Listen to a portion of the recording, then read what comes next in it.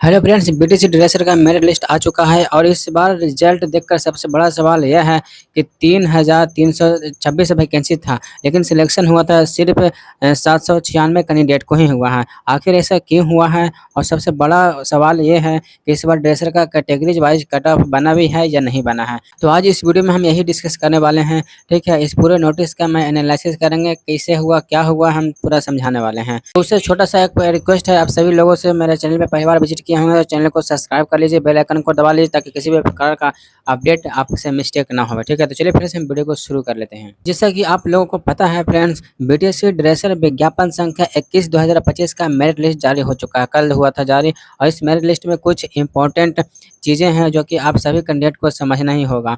देखिए चलिए एक बार हम शुरू एक एक करके हम पूरा एनालिसिस में आपको बता देता हूँ। देखिए सबसे पहला सवाल है, देखिए इस लिस्ट में आप लोग पहले देख सकते हैं कि 3,326 पोस्ट टोटल था इस वैकेंसी में। ठीक है, और सिलेक्शन सिर्फ मात्र हुआ है 796 कहीं हुआ है। और जबकि इसमें बात किया जाए 1,785 कैंडिडेट को डीवी के लिए कॉल गया था, यानी कि इसमें हम बात किया जाए कैलकुलेशन का, तो देखिए 1775 माइनस कर दीजिएगा, जो टोटल कैंडिडेट सिलेक्टेड हैं 796। ठीक है, इसको माइनस कर देंगे तो देखिए आता है 989। डेट मीन्स कि देखिए 999 कैंडिडेट फाइनल सिलेक्शन में नहीं आ पाए हैं। अब आपका प्रश्न ये बनता है कि इतने कैंडिडेट आखिर बाहर क्यों हुए हैं? 998 12 बाहर होने का आखिर वजह क्या है? तो देखिए फ्रेंड्स, इसके पीछे एक बहुत बड़ा फैक्टर रोल करता है कैंडिडेट के एलिजिबिलिटी और डॉक्यूमेंट्स वेरिफिकेशन। ठीक है, देखिए खासकर कॉलेज रिकॉग्निशन और उनका कॉलेज का अप्रूवल और एजुकेशनल डॉक्यूमेंट से रिलेटेड भी समस्या था। ठीक है, जो कि इसका वेरिफिकेशन किया गया है। और यानी कि केवल मार्क देख करके सिलेक्शन नहीं दिया गया है, एलिजिबिलिटी जैसी चीज़ भी चेक किए गए हैं बीटीएससी के द्वारा। और देखिए इसमें जो भी कैंडिडेट रिक्वायर्ड क्राइटेरिया को सेटिस्फाइड नहीं कर पाए हैं, उनका भी सिलेक्शन आगे नहीं बन पाया है। इसी वजह से डीवी के बाद एलिजिबल कैंडिडेट की संख्या काफ़ी कम हो चुका है। अब देखिए यहाँ पे एक और बहुत बड़ा कन्फ्यूजन आप लोगों में है, इसलिए इसे ध्यान से समझने का प्रयास कीजिएगा। देखिए यहाँ पे आप लोग देख सकते हैं यूआर का जो सीट है, वहाँ पे आप देख सकते हैं 1300 टोटल 32 है। ठीक है, और वोमेन का बात किया जाए तो इसमें 466 है। तो देखिए यूआर में से 1332 में से अगर हम 486 को यहाँ पे माइनस भी कर लेते हैं तो ये आपका 886 टोटल आ जाएगा। और उसमें भी अगर हम डीयू का सीट माइनस करेंगे डिसेबल कोटा वाले का, तो इसमें इसमें से माइनस कर लीजिएगा तो इसमें 732 टोटल सीट आ जाएगा। तो देखिए 732 जो हो गया वो देखिए ओपन कैटेगरी का सीट्स हैं। ठीक है, लेकिन वहाँ पे भी सिलेक्शन आप लोग देख सकते हैं सिर्फ 664 लोगों का ही सिलेक्शन हो पाया है। तो यहाँ पे सीट खाली रह गया तो कट ऑफ आखिर कैसे बनेगा? ठीक है, अब देखिए बिहार के मामले में आप देख सकते हैं कि देखिए 466 सीट था और सिलेक्शन सीट पे देखिए 132 का ही फीमेल्स का हुआ है। यहाँ भी कट ऑफ का कोई भी गुंजाइश नहीं है और इसी वजह से सारे युवा सीट फिल नहीं हो पाया है। ठीक है, इस नोटिस के अकॉर्डिंग बात करें तो कट ऑफ सेक्शन में भी आप लोग देख सकते हैं यूआर के सामने लिखा हुआ है सभी योग्य अभ्यर्थी चयनित। ठीक है, इसका मतलब हुआ कि जो भी कैंडिडेट अवेलेबल थे उन्हें सेलेक्ट कर लिया गया है। जो भी एलिजिबल कैंडिडेट थे जिनका डॉक्यूमेंट्स में कोई समस्या नहीं था, कॉलेज रिकॉग्निशन प्रॉपर से सही सही था, उसका सिलेक्शन हो चुका है बिना किसी समस्या का।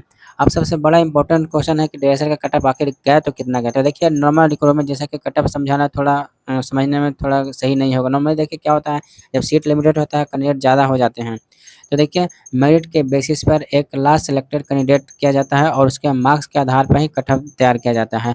लेकिन यहाँ सिचुएशन में कुछ अलग है। ठीक है, यहाँ पे यूआर की बात की जाए 1332 सीट के अगेंस्ट सिर्फ इतने ही लोग कैंडिडेट 796 कैंडिडेट ही सिलेक्ट हो पाए हैं। यहाँ पे सीट ज़्यादा और अभ्यर्थी योग जो है बहुत ही कम है, तो कंपटीशन इतना नहीं रहा कि प्रॉपर कम्पिटिटिव कट ऑफ बना सके। ठीक है, तो देखिए इतना ज़्यादा कंपटीशन ही नहीं रहा, सीट ही ज़्यादा रहा है और कैंडिडेट ही इसमें कम है।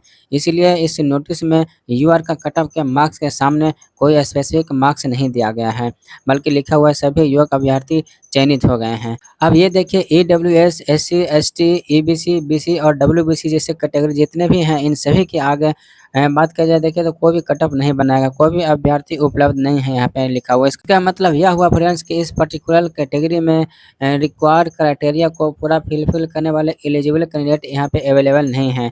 इसीलिए आपको इस मेरिट लिस्ट को देख करके नॉर्मल तरीके से नहीं, किसी का इतना कट ऑफ गया, बीसी का इतना कट ऑफ गया, ईबीसी का इतना कट ऑफ गया, ऐसा आपको नहीं समझना है। और लगभग देखिए 989 कैंडिडेट टीवी के बाद फाइनल सिलेक्शन में नहीं आ पाए हैं। तो देखिए फ्रेंड्स, इस बार जो है ड्रेसर मेरिट लिस्ट में सबसे इम्पोर्टेंट बात यह हुआ कि वैकेंसी बहुत ज़्यादा था, लेकिन एलिजिबल कैंडिडेट अभ्यर्थी बहुत ही कम थे।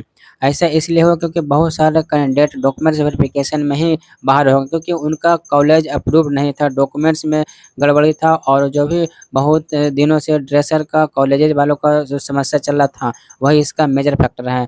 ठीक है, इतने 900 लगभग अप्रोक्स 1000 समझ सकते हैं कैंडिडेट जो है वो डिस्क्वालीफाई हो गए डिग्री होने के बाद भी। अगर फ्रेंड्स आप ड्रेसर का कैंडिडेट हैं तो देखिए, अगर कोई भी बताई गई कटअप पे भरोसा मत कीजिएगा, ठीक है? और अगर इतने सारे लोगों का सिलेक्शन नहीं हुआ, इतने सारे सीट खाली रह गया है, इसका मतलब आगे फ्यूचर आने वाला फिर से वैकेंसी आपको देखने को मिल सकता है। क्योंकि बिहार के हॉस्पिटल में अभी बहुत सारे ऐसे स्थान हैं जहाँ पर ड्रेसर की रिक्वायरमेंट है, और इस वैकेंसी का वो रिक्वायरमेंट अभी पूरा नहीं हो पाएगा। तो जिनका भी सिलेक्शन नहीं हुआ है, आप लोग फिर से तैयारी में लग जाइए, ठीक है? और मैं एक चीज़ मैं आपको सभी को बता देता हूँ कि जो भी आगे कॉलेज में ड्रेसर का कोर्स करना चाहते हैं, वो अपने कॉलेज रिकॉग्निशन खास ध्यान दीजिएगा, क्योंकि देखिए बीटीएस में वैकेंसी में ये सारी चीज़ों को बहुत ही बारीकी से देखा जाता है। इसका देखिए एग्जांपल या नोटिस आप लोग देख सकते हैं। इतने सारे कैंडिडेट आउट हो चुके हैं, मेरिट से बाहर हो गए हैं। उम्मीद करता हूँ फ्रेंड्स ये वीडियो आपको काफ़ी इन्फॉर्मेटिव लगा होगा। वीडियो पसंद आया है तो वीडियो को लाइक कर देगा। चैनल पे पहली बार विजिट किए होंगे तो चैनल को भी सब्सक्राइब कर लीजिएगा। मिलते हैं किसी और नेक्स्ट वीडियो में नेक्स्ट अपडेट के साथ, और कमेंट बॉक्स में भी कमेंट कर दीजिएगा कि आपका सिलेक्शन हुआ है या नहीं, या फिर आप मेरिट से बाहर हो चुके हैं, या आपका डिवीजन लिस्ट में नाम आया है उसके बावजूद भी फाइनल लिस्ट में आपका नाम नहीं आया है।